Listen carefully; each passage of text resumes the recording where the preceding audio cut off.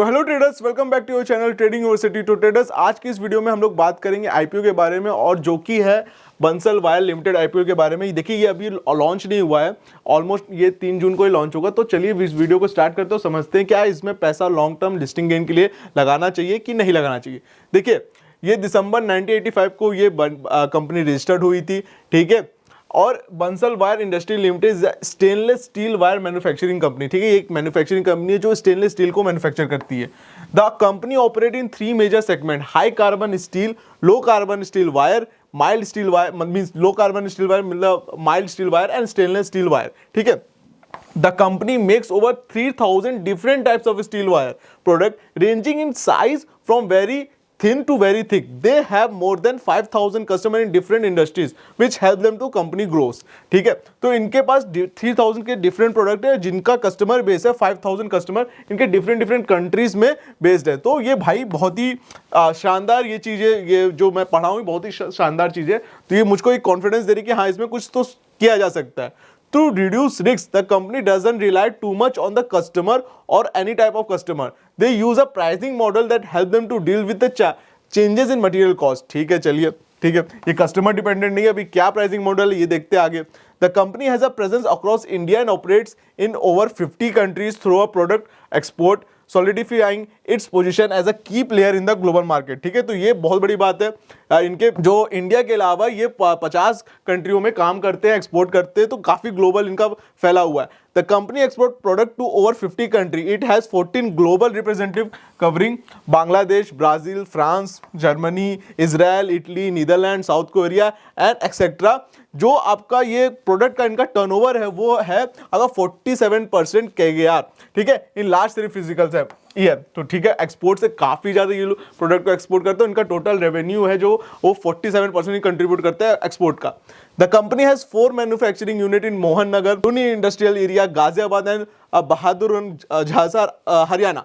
Out of 4 unit 2 are located in Loni industrial area, Ghaziabad. अच्छा, ठीक है, चलिए। Since 2021 the company has established a sale team of over 50 experience professional to cover all region of India and serve 5,000 customer in various sector. चलिए, बहुत अच्छी बात है। जितना अभी पढ़ के लगेगा, कंपनी एक वेल एस्टैब्लिश प्रोडक्ट है, वेल एस्टैब्लिश प्रोडक्ट में काम करती है, प्लस ये वेल एस्टैब्लिश कंपनी है जो इसका ग्लोबल प्रेजेंस भी है। तो चलिए अब इसके आईपीओ डिटेल के बारे में बात करते हैं। क्या इसका आईपीओ डिटेल है?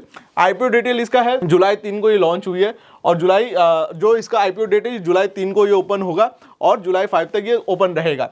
Face value 5 rupees per share. Price band रखा गया है, बहुत ही रिजनेबल प्राइस बैंड है, 243 टू 256 है, ठीक है। लॉट साइज 58 शेयर का रहेगा, और टोटल इशू साइज हो रहा है 745 करोड़ का, ठीक है, जिसमें से सिर्फ फ्रेश इशू है 745 करोड़ का, कोई ऑफर फॉर सेल नहीं है, ठीक है। आईपीओ का ओपन डेट है वेडनेसडे 3 जुलाई को ओपन हो रही है। आईपीओ क्लोज डेट है 5 जुलाई को ये क्लोज हो रही है। बेसिस ऑफ अलॉटमेंट आपका मंडे को ये पता चल जाएगा अलॉटमेंट हुआ कि नहीं हुआ। रिफंड आपको 9 जुलाई को आ जाएगा अगर आपको मिल गया, नहीं मिलेगा तो, और आपका लिस्टिंग डेट इसकी 10 जुलाई को है, ठीक है। चलिए, अब बंसल वायर का जो फाइनेंशियल परफॉर्मेंस है वो देख लेते हैं, थोड़ा सा इसके बारे में पढ़ लेते हैं पहले। Bansal wire industrial limited revenue increase by 1.99% and profit after tax rose by 31%। ये थोड़ा खराब लग रहा है क्योंकि रेवेन्यू खाली 2% से इंक्रीज हुआ और प्रॉफिट उस पर 31% हुआ। चलिए देखते हैं, इसको आगे समझेंगे क्या हुआ है। Between the financial year ending with the March 2024 and March 2023, ठीक है। अब इसका अगर हम लोग देखा जाए एसेट को, तो ये ईयर ऑन ईयर ही देखिए एसेट इंक्रीज हुआ है, ठीक है। आपका 2022 मार्च में 695 था, 2023 में 749 हुआ, और 2024 में एसेट इसका जस्ट इनका ऑलमोस्ट 50% से इंक्रीज हो गया, जो कि बड़ी बात है। रेवेन्यू देखिए, एसेट बढ़ा है लेकिन रेवेन्यू इतना तेजी से इंक्रीज नहीं हो, तो हो सकता है कि ये एसेट में कुछ नई एक्विजिशन की हो लोन लेके, उसी का ये आईपीओ निकला हो। चलिए वो बाद में देखिए। अगर प्रॉफिट आफ्टर टैक्स की बात करें तो 2022 में 57 करोड़ था, 2023 में ये आ गया मार्च में 59 करोड़, और 2024 में काफ़ी ज़्यादा इंक्रीज हुआ 78 करोड़ का, ठीक है। नेटवर्थ इनकी काफ़ी ज़्यादा इंक्रीज है, लेकिन आप देखोगे टोटल बोरोइंग नेटवर्थ से ज़्यादा है, ठीक है। तो आपके पास डेट जो है इनके पास वो ज़्यादा है नेटवर्थ से, तो ये थोड़ा चिंताजनक साइन है। इतनी बड़ी कंपनी होने के बाद भी इसमें डेट ज़्यादा है, ठीक है। रिटर्न ऑन इक्विटी अगर क्या पैरामीटर्स की बात की जाए तो 21% ठीक है, काफ़ी रीजनेबल है। रिटर्न ऑन कैपिटल एम्प्लॉयड भी अच्छा है। डेट टू इक्विटी रेशियो 1.8 है। देखिए जनरली स्टील और इस वाली कंपनियों में जहां मैन्युफैक्चरिंग है उसमें डेट ज्यादा होता ही है, तो ये जो इशू है शायद इसीलिए लाया गया है। आगे हम लोग इसमें बात करेंगे, इसमें लिखा होगा कि क्या है इसका पर्पस ये इस चीज लाने का, तो उस पर हम लोग डिस्कस करेंगे। प्रॉफिट आफ्टर मार्जिन 3% का है, ठीक है। अब देखिए ये मेन चीज पे बात करें, objective of the issue, the company proposes to use the net proceed from the issue for the following purpose: repayment or prepayment of all portion of certain outstanding borrowing availed by our company and our subsidiaries। तो ये जो इनका एक चिंताजनक बात है, क्यों कि भाई ये जो फ्रेश इशू आ रहा है उससे ये लोग जो है पूरे लोन को जो भी बोरेंगे ये कवर अप करेंगे। तो देखिए मोस्टली ये 700 करोड़ का आईपीओ है, 780 करोड़ के आसपास का आईपीओ और 685 करोड़ इस पे वो है बोरिंग्स है, तो वे कवर अप कर देंगे उतना, ठीक है। और फंडिंग कैपिटल जो थोड़ा बहुत कैपिटल बचेगा उससे वो capital requirement find the working capital requirement of the company, ठीक है। तो वर्किंग कैपिटल रिक्वायरमेंट कंपनी का मतलब ये है कि जो उनके सैलरी बेस ये सब चीजें जा रही है उसमें ये फिर उस कैपिटल को यूज करेंगे, तो एक चिंताजनक बात है। जनरल कॉर्पोरेट पर्पस, ठीक है, जनरल कॉर्पोरेट पर्पस तो आपको मैं कितनी बार समझा ही चुका हूं, तो उस पर नहीं चलते हैं, ठीक है। On the financial performance, the last three physical company has a consolidated basis posted a net profit of rupees 2005 crore, rupees 50 crore in FY22। ये मैंने आपको दिखाई चुका है, ठीक है। रेवेन्यू इनका जो है 2200 करोड़ का है और उस पर जो इनको प्रॉफिट हुआ 57 करोड़ का हुआ, तो ये मैंने आपको बता ही चुका है। Last three physical company has posted average EPS भी आपको देखिए रीजनेबल ईपीएस में मिल रहा है, अच्छा ईपीएस पोस्ट किया। नेट रिटर्न ऑन नेटवर्थ इनका 20% का है, ठीक है।